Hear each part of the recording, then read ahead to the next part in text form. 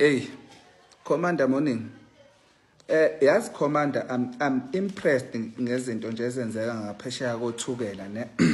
lapho eNatal regarding ama local structures. So I was going through a memorandum Jozini sub-region ne which was submitted to Jozini Masipala bekhala ngale corruption lena kanaye Mathe.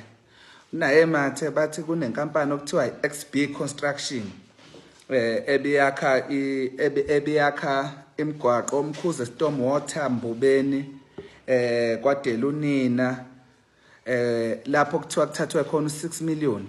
and lo 6 million lona kuthiwa akulandelwanga izinto zaka supply chain management bebewutsara nje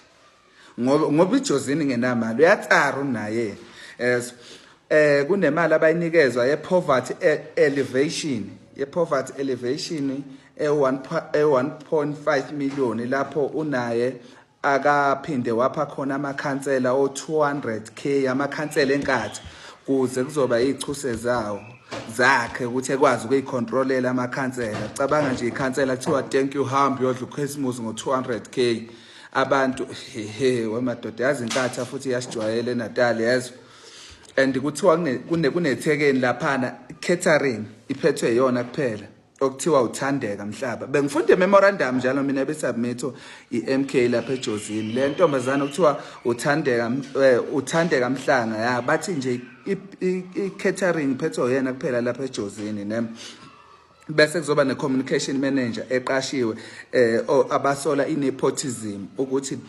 this person is a sibling kaLonaye Mathe and uNaye Mathe have been handling ngezinto zaka HR eJozini kusho lo yamasipala wenzo wakhe so nje yabona ama comrade ngiyawakhuthaza ukuthi ama comrade especially leader ama local ama sub regions to go and investigate what is happening in their municipalities and come up with izinto eyine concrete so that will put pressure kulabantu benkathi abasijwayela kabi abathatha imali yethu bazinikeze namanzi yazi bayayitsara bayayintshontsha bayayiqeda